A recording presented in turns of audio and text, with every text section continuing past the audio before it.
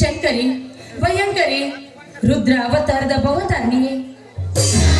ತಾಯಿ, ಈ ಭವದ ದುಷ್ಟರನ್ನು ಸಂಹರಿಸಿ ಶಿಷ್ಟರನ್ನು ರಕ್ಷಿಸಲು ಮತ್ತೊಮ್ಮೆ ಅವತರಿಸಿ ಮಾತಾಯಿ ಈ ಧರೆಗೆ.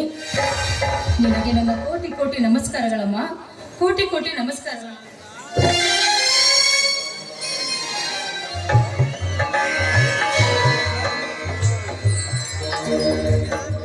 ಶಾಂತ, ಈ ಕೃಷ್ಣ ನದಿಯ ನೀರಿನಿಂದ ಈ ತಾಯಿಯ ಈ ಚರಣ ಕಮಲ ತೊಳೆದು ಪೂಜಿಸಿ ಪುನಿತಳಾದೆ ಶಾಂತ. ಪುನಿತಳಾದೆ ಬನ್ನಿ ಸ್ವಾಮಿ. ಈ ಭವದ ಭಗವಯದ ಬಂಗಲೆಯಲ್ಲಿ ಶೃಂಗಾರವಾಗಿ ಶೋಭಿಸುವ ಆ ತಾಯಿಯನ್ನು ಪೂಜಿಸಿ ನಾನು ಸುಮಂಗಲಿಯಾದೆ, ಧನ್ಯಳಾದೆ. ನೀವು ಕೂಡ ಆ ತಾಯಿಗೆ ನಮಸ್ಕರಿಸಿ ಪಾವನಾಗಿ ಬನ್ರಿ. ಅಮ್ಮ ತಾಯಿ, ಅಮ್ಮ ತಾಯಿ, ಮನದ ಐಸಿರಿಯಲ್ಲಿ ಕಂಗಳಿಸುವ ಈ ನನ್ನ ಮನದಾಳದ ಮರ್ಮವನ್ನು ನೀನು ಅರಿದಿರುವೆಯಾ ತಾಯಿ? ಸದಾ ಸತ್ತ ಧರ್ಮದಿಂದ ನಡೆಯುವ ಈ ನನ್ನ ಮನದಾಳದ ಮರ್ಮವನ್ನು ನೀನು ಅರಿದಿರುವೆಯಾ ತಾಯಿ? ಅನಾಥ ಮಕ್ಕಳೇ ನನ್ನ ಮಕ್ಕಳೆಂದು, ಮನೆಯ ಆಳುಗಳೇ ನನ್ನ ಯಜಮಾನರೆಂದು ನಂಬಿ ಹಾಳು ಮಗನಾದ ನನ್ನ ಹೆಸರಿಗೆ 20 ಎಕರೆಯ ಆಸ್ತಿಯನ್ನು ಬರೆದು ಇವಳನ್ನು ನನ್ನ ಸತಿಯನ್ನಾಗಿಸಿ ಹೋದ ಶಾಂತಗೌಡನ ಗುಣ ಮುಂದಿನ ಜನ್ಮದಲ್ಲಿ ಆದರೂ ತೀರಿಸುವಂತ ಸೌಭಾಗ್ಯ ನನಗೆ ಒದಗಿಸಮ್ಮ.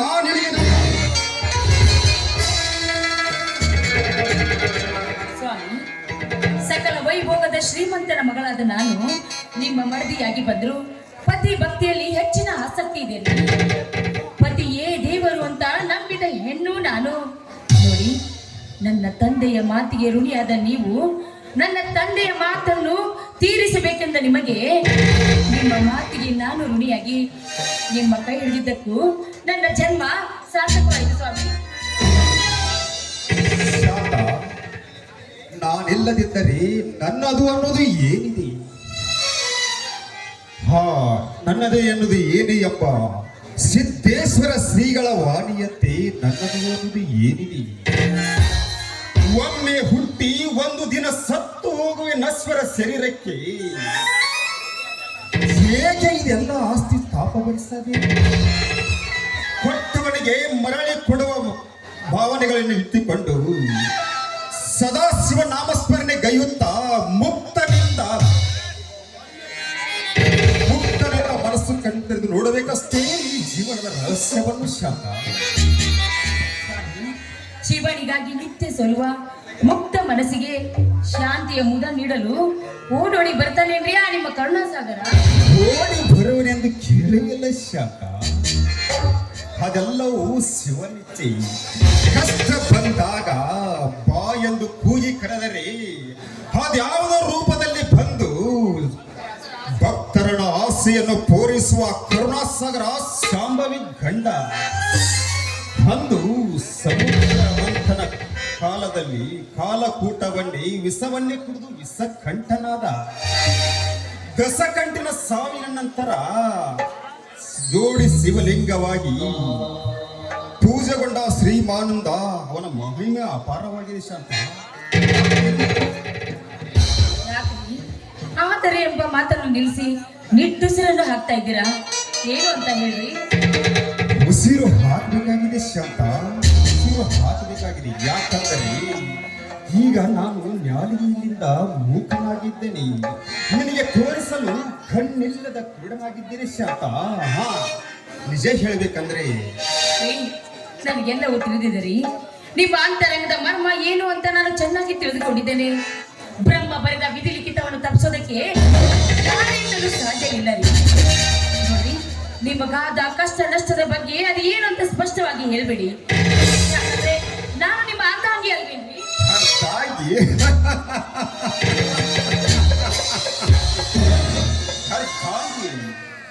ಹೊಸ ಮೊದಲ ಗಿತ್ತಿಯಾಗಿ ನನ್ನ ಮನೆಗೆ ಪ್ರವೇಶ ಮಾಡಿದ ನೀನು ಪ್ರಥಮ ರಾತ್ರಿಯಿಂದ ಹಿಡಿದು ಇಲ್ಲಿವರೆಗೂ ಅನೇಕ ವರ್ಷಗಳ ಕಾಲ ಸುಖ ಭೋಗನ ಲಾಲಸದ ತೀರಿಸಿದ ನನ್ನಂತ ನಾಮರ್ಥ ಯಾರು ಇಲ್ಲ ಶಾಂತ ಜಗದಲ್ಲಿ.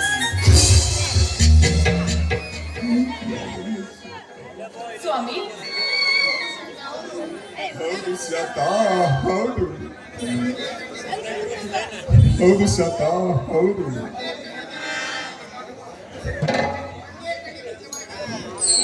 ಒಂದೇ ಕಣ್ಣಿಗೆ ನಿಜವಾಗಿ ರೂಪವತಿಯಾಗಿರದಿದ್ದರೂ ಆ ಹೆಣ್ಣಿಗೆ ಬೇಕಾಗಿದ್ದು ದಾಂಪತ್ಯ ಸುಖ ಶಾಂತ, ದಾಂಪತ್ಯ ಸುಖ. ಆ ಸುಖವನ್ನು ನಿನಗೆ ಕೊಡುವುದಾಗಿದ್ದರೆಂದರೆ ನಾನಂತ ಪಾಪಿ ಶಾಂತ ಈ ಸಮಾಜದಲ್ಲಿ. ನೀವು ಪಾಪಿ ಅಲ್ಲ ರೀ, ನೀವು ಪಾಪಿ ಅಲ್ಲ. ನನ್ನ ಕೈ ಹಿಡಿದು ನನಗೆ ಬಾಳು ಕೊಟ್ಟು ಅಮರ ಮಾಂಗಲ್ಯವನ್ನು ನೀಡಿದ ನನ್ನ ಪಾಲಿನ ದೇವರು ರೀ ನೀವು. ದೇವರು? ನಾನು ದೇವರಿನ ಶಾಖ, ನಾನು ದೇವರಿನ ಶಾಖ. ಮಳೆ ಹಣಿಗಾಗಿ ಭೂತಾಯಿಯ ಬಾಯಿ ತೆರೆದು ತನ್ನೊಡಲನ್ನು ಸೇಡಿ ಓಡ ಕೈ ಕತ್ತಲು ಗುಡುಗು ಬಿಚ್ಚುಗಳಿಲ್ಲದೆ ಉತ್ತರಿ ಮಳೆ ಬಿತ್ತರಿಸಿದರೆ ಹತ್ತಲು ದೇವರೇ ನಿಂತ ನೀರಂತೆ ಶಾಂತವಾಗಿ ತನ್ನ ಕಾಂತರಾಯನ ಕಾಲು ಹಿಡಿದು ಹಂತನು ದೇವರಲ್ಲ ಶಾಂತ, ನಾನು ದೇವರಲ್ಲ, ದೇಹಿ ಎಂದು ಬಂದವರಿಗೆ ವರ ನೀಡದು ನಾನು ದೇವರಲ್ಲ ಶಾಂತ, ನಿನ್ನ ಪಾಲಿಗೆ ಹೇಡಿಯಾಗೆ ಪರುಷ ಹೀರ ಶಾಂತ, ನನ್ನನ್ನು ಕ್ಷಮಿಸಿಬಿಡು ಶಾಂತ, ನನ್ನನ್ನು ಕ್ಷಮಿಸಿಬಿಡು. ಕ್ಷಮಿಸೋಕೆ ನೀವೇನ್ರಿ ತಪ್ಪು ಮಾಡಿದ್ದೀರಾ? ನದಿ ನೋಡಿ, ನಾನು ಪತಿಯೇ ಪರಮಾತ್ಮನೆಂದು ನಂಬಿದ ಹೆಣ್ಣು ರೀ. ನೋಡಿ, ಈ ನಿಮ್ಮ ಮಾತೇ ನನಗೆ ಪ್ರಾರಬ್ಧ ಕರ್ಮ. ಪತಿಯೇ ದೇವರು, ಪತಿಯೇ ಪರದೈವರು ಅಂತ ನಂಬಿದವಳು ನೀನು. ಪ್ರಾರಬ್ಧ ಕರ್ಮವೆಂದು ಪತಿಯೇ ದೇವರೆಂದು ನನ್ನನ್ನು ನಂಬಿ ಈ ನಿನ್ನ ಹರಿಯದ ಜೀವನ ಹಾಳು ಮಾಡಬೇಡ ಶಾಂತ, ಹಾಳು ಮಾಡಿಕೊಡಬೇಡ. ಆದರೆ ನಾನೆಷ್ಟು ಡಾಕ್ಟರ್ ಸಲಹೆ ಪಡೆದರೂ ನನ್ನ ಮರ್ಮಾನಗಿಗೆ ಬಿದ್ದ ಪೆಟ್ಟು ಸುಧಾರಿಸುತ್ತಿಲ್ಲ ಶಾಂತ, ಸುಧಾರಿಸುತ್ತಿಲ್ಲ. ಆದರೆ ನನ್ನನ್ನು ಮಾತು ಪಾಲಿಸು ಶಾಂತ, ಈ ತಾಳಿಯನ್ನು ಬಿಚ್ಚಿ ನನಗೆ ಕೊಟ್ಟು ಬೇರೊಬ್ಬನ ಗಂಡನನ್ನು ಮಾಡಿಕೊಂಡು ಹೋಗು ಶಾಂತ.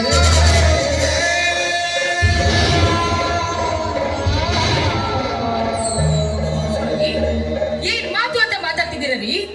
ಇನ್ನೊಂದು ಬಾರಿ ಆ ಶಬ್ದ ನುಡಿದ್ದೆ ಆದ್ರೆ ನಿಮಗೆ ನನ್ನ ಆಣೆ ಆಗಿದೆ, ಮೇಲಾಗಿ ನನ್ನ ಹೆತ್ತವರ ಆಣೆ ಆಗಿದೆ ರೀ. ಶಾಂತ ಶಾಂತ ಶಾಂತ.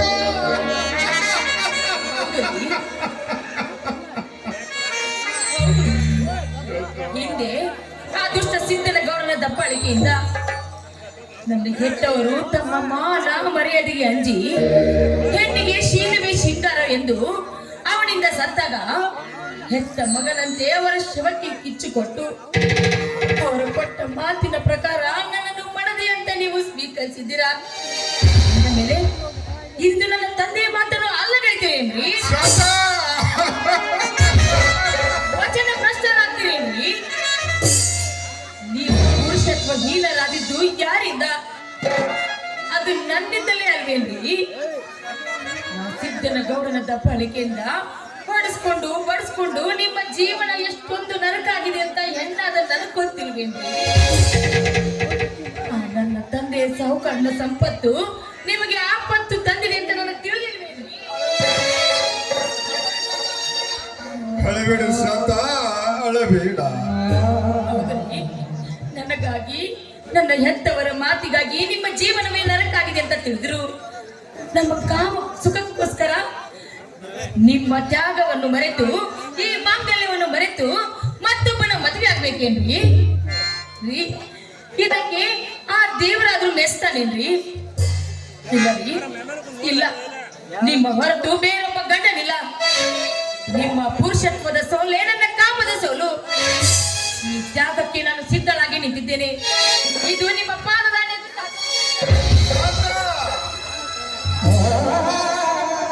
ಹಾಗಾದರೆ ನನ್ನ ಮಾತು ಎಂಥ ಕಠೋರವಾದ ಮಾತನ್ನಾಡುತ್ತಿರುವೆ ಶಾಂತ, ಎಂಥ ಕಠೋರವಾದ ಇದು ಕಲಿಕೆಯ ಕಾಲ, ತಿರುಮರುವಿನ ಕಾಲ, ಮಾತು ಮರೆತು ಹೋಗುವ ಕಾಲ. ತನ್ನ ಮಗಳನ್ನೇ ಮೋಹಕವಾದ ರೂಪದಲ್ಲಿ ನೋಡುವ ಈ ಕಲಿಕಾಲದಲ್ಲಿ ಅದು ನಿನ್ನಿಂದ ಸಾಧ್ಯವೇನ ಶಾಂತ? ಸಾಧ್ಯವೇ? ಸಾಧ್ಯವಾಗದನ್ನೇ ಸಾಧಿಸಿ ತೋರಿಸುವುದೇ ನಿಜವಾದ ಹೆಣ್ಣಿನ ಧರ್ಮರಿ. ಇದಕ್ಕೆ ಆ ಮೂರ್ನಾಳೇಶ್ವರನೇ ಸಾಕ್ಷಿ, ಇದಕ್ಕೆ ಆ ಮಾರುತೇಶ್ವರನೇ ಸಾಕ್ಷಿ, ಇದಕ್ಕೆ ಶಿವ ಪಾರ್ವತಿಯರೇ ಸಾಕ್ಷಿ ರೀ.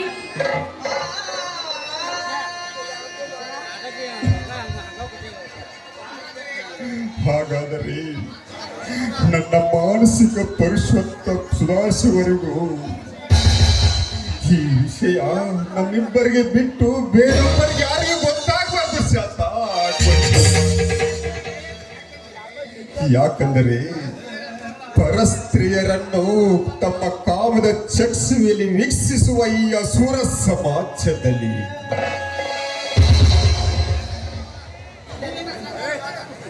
ಈ ಈ ನನ್ನ ಸಮಾಜ ಅಪಾರವಾದ ಈ ನಿನ್ನ ಶೀಲವೆಂಬ ಸಾರವಾಗಬೇಕಾದರೆ ನೀ ಅಸುರ ಸಮಾಜದಲ್ಲಿ ಸುಮಂಗಲಿಯಾಗಿ ಬಾಳ್ತೀರೆಂದು ನನಗೆ ಮಾತು ಕೊಡು ಶಾಪ, ನನಗೆ ಮಾತು ಕೊಡು. ಸ್ವಾಮಿ, ಸತ್ಯವಾದ ಮಾತನ್ನೇ ನೀವು ಕೇಳ್ತಾ ಇದ್ದೀರಿ. ಸತ್ಯವಾದ ಸಾವಿತ್ರಿ ತನ್ನ ಗಂಡ ಸತ್ತು ಹೋದಾಗ ಯಮನಿಂದ ಹೊರ ಪಡೆದುಕೊಂಡು ಬಂದಳಂತ್ರಿ.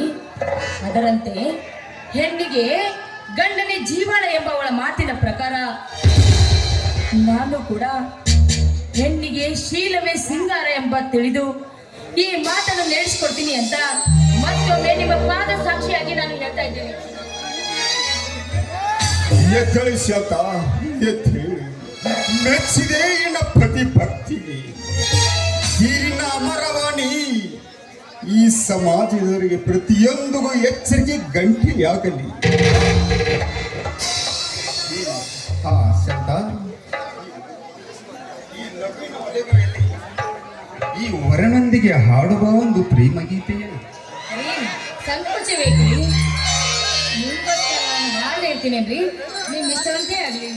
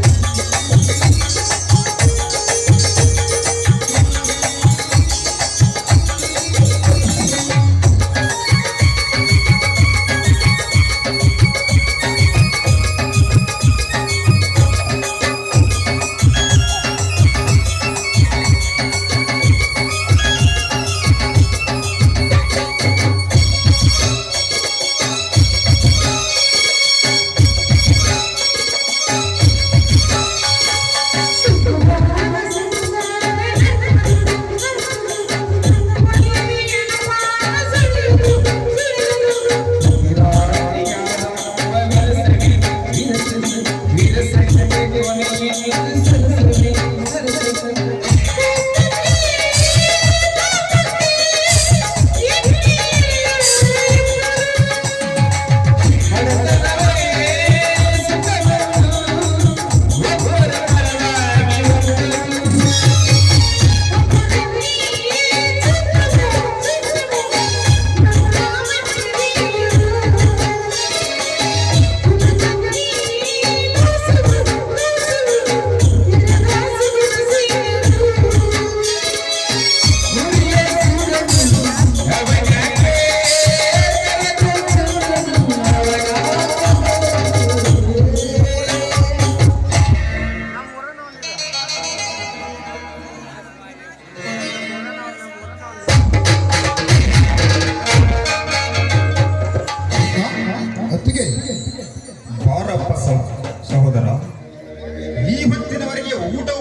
ಯಾರೂ ಎಲ್ಲಿಗೆ ಹೋಗಿದ್ದೆಯೋ?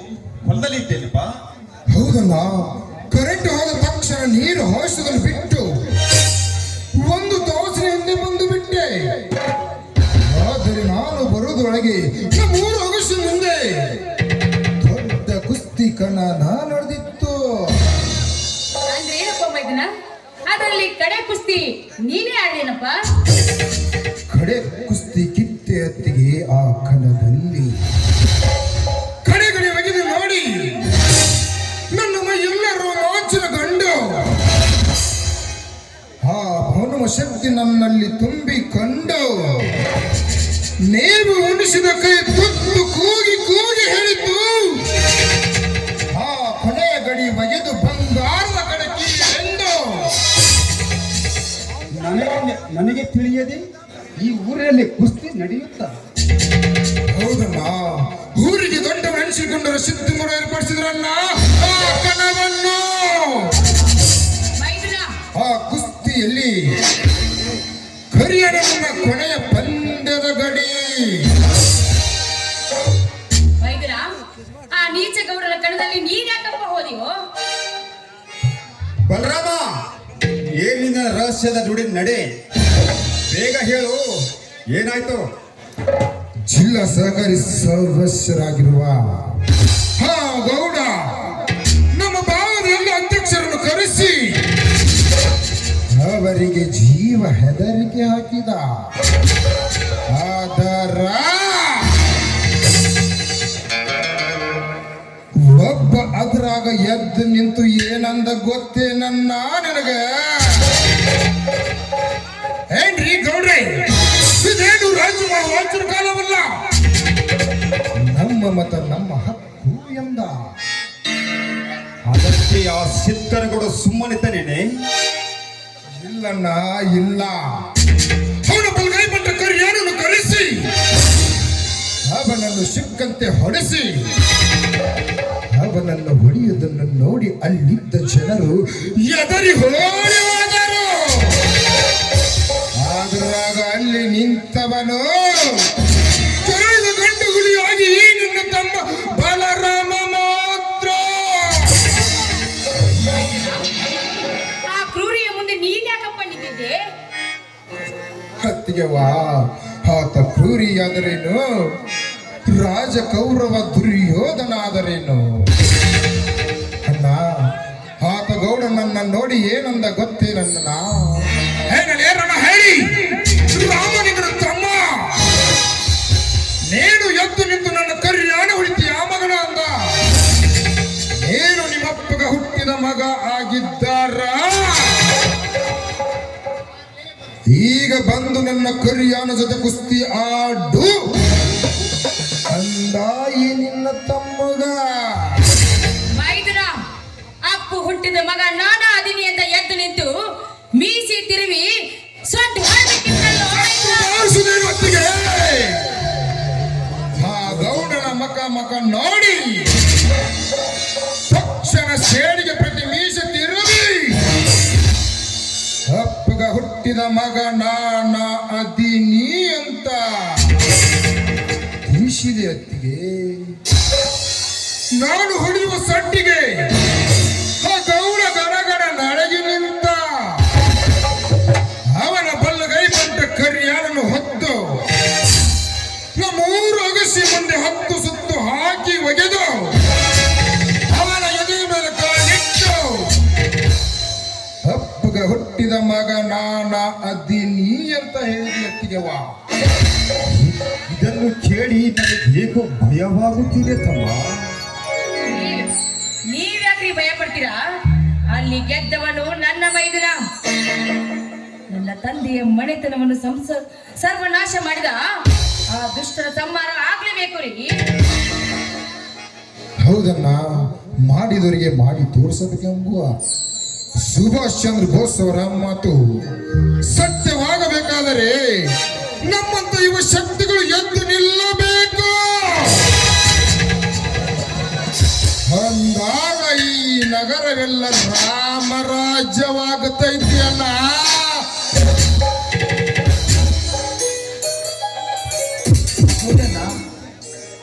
ಅಣ್ಣನ ಮಾತಿನಲ್ಲಿ ಸತ್ಯಾಂಶವಿದೆ. ಯುವ ಶಕ್ತಿಯೇ ವಿದ್ಯುತ್ ಶಕ್ತಿ ಎಂದು ಆ ಸ್ವಾಮಿ ವಿವೇಕಾನಂದರು ಹೇಳಿದ್ದಾರೆ. ಬಾರಪ್ಪ ಸಹೋದರ, ಇನ್ನು ಊರು ಮುಗಿಯಿತೆ. ಪ್ರಥಮ ರ್ಯಾಂಕ್ ಬರುವ ನಿರೀಕ್ಷೆ ಇದೆ ಅಲ್ಲ, ಅದಕ್ಕೆ ನಿಮ್ಮಿಬ್ಬರ ಆಶೀರ್ವಾದವೇ ಕಾರಣ.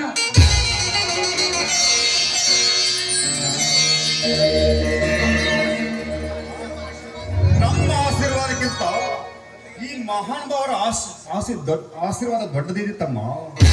ನಾವು ನಿಂತ ನೆಲ, ನಾವು ಬಿತ್ತುವ ಹೊಲ, ನಮ್ಮ ಶಕ್ತಿಯ ಬೆಲ ಎಲ್ಲವೂ ಅವರದೇ ಸಹೋದರ. ಇದೇ ಆ ಸಾಹುಕಾರನ ಸಂಪತ್ತು ಸಹೋದರ. ಹೌದಲ್ಲ, ಪ್ರವೀಣರು ಪದೇ ಪದೇ ಇವರದೇ ಹೇಳ್ತಿರ್ತಾರೆ. ಅವರು ನಿಮ್ಮತ್ತಿಗೆ ತಂದೆಯವರೆಂದು. ಅವರು ಈ ನಾಡಿನ ಮಹಾನ್ ದೊಡ್ಡ ನಾಯಕರಾಗಿದ್ದಾರಂತೆ. ಹೌದಪ್ಪ, ಸಮಯಕ್ಕೆ ಸಂಸೂರವಾಗಿ ಅವರ ಕರಕಾಡ್ಯವರನ್ನು ಮುಂದೊಂದು ದಿನ ಹೇಳ್ತಾರಂತೆ.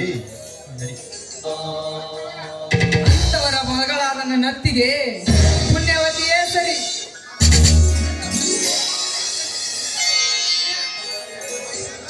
ಹಾ, ಅದನ್ನು ನನ್ನ ಬಾಯಿಂದ ಹೇಳಲಾಗಲು ತಮ್ಮ.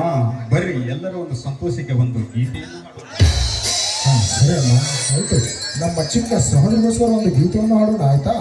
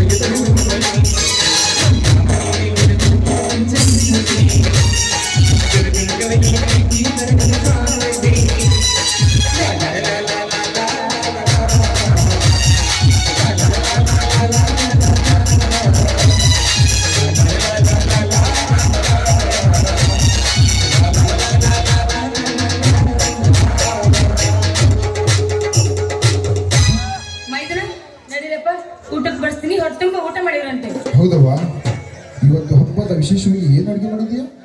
ನೋಡಪ್ಪ, ನೀ ಬರ್ತಿ ಅಂತ ನನಗೆ ಗೊತ್ತಿತ್ತು. ಯಾವ್ದಾರು ನೀನು ಕುಸ್ತಿ ಇರ್ತಾವ ಅಂತ ನನಗೆ ಗೊತ್ತಿಲ್ಲನಪ್ಪ. ಅದಕ್ಕೆ ನಿನಗೋಸ್ಕರ ಹುಗ್ಗಿ ಮಾಡೀನಿ. ನೀ ಏನ ಕಡಕಾಗಿರಿ. ಇದನ್ನ ಹಾಸ್ಟೆಲ್ನಾಗ ಇಟ್ಟಿಟ್ಟು ಯಾರು ಮನೆಗೆ ಇಟ್ಟು ನೀವು? ಹೌದವ್ವ, ಅದು ಹಾಸ್ಟೆಲ್ನಲ್ಲಿ ಬರೀ ಅನ್ನ ಸಾರು ಈಗ ಇವ್ನು ಹೆಂಗಾರ ಮಾಡ್ತೀನಿ. ಈ ನಮ್ಮನೆ ನೀನು ಬಂದಿದೆಯಲ್ಲ, ಏನು ಮಂದಿ ನಿನ್ನ ಕೈ ತಿಂತನ ರುಚಿ ಅವನಿಗೂ ಗೊತ್ತಾಗುತ್ತೆ. ಆಗ ಅವನು ನನ್ನಂತೆ ವೀರ ಹುಲಿಯಾಗುತ್ತಾನೆ ಅತ್ತಿಗೆವ್ವ. ಸರಿ ಅತ್ತಿಗೆ, ಒಂದು ಹೊತ್ತು ನಿಮ್ಮ ಅನ್ನ ಕಡಿಮೆ ಜಾಸ್ತಿ ತಿನ್ನಕಂತ ಕುಡಿದು ಬಹಳ ಸುಸ್ತಾಗಿರ್ತಿದೆ. ನನಗೆ ಊಟ ಬಡಿಸಿ ಬಾರ ಯಪ್ಪ ನಡಿಯಪ್ಪ. ಕುಡಿದು ಸುಸ್ತಾಗಿಲ್ಲೇ ಬಿದ್ದಿದ್ದೀವ. ನಡಿಯವ್ವ ನಡಿಯವ್ವ.